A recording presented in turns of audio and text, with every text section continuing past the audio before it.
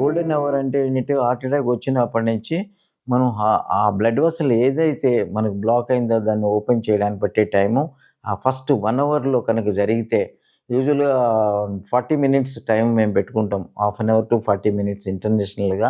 So, దీంట్లో ఏమైతుందంటే మనం హాస్పిటల్ ఫెసిలిటీస్ ఉన్న టెర్షియరీ సెంటర్‌కి తీసుకెళ్తే ఎమర్జెన్సీ రూమ్‌లో బేసిక్ టెస్ట్‌లు అయిపోయి ఎక్కువ ఈసీజీ అయిపోగానే క్యాట్ ల్యాబ్ రెడీగా ఉండి, స్టాఫ్ రెడీగా ఉండి, కార్డియాలజిస్ట్ అవైలబుల్ ఉంటే ఎమర్జెన్సీ యాంజియోగ్రామ్ చేస్తాం.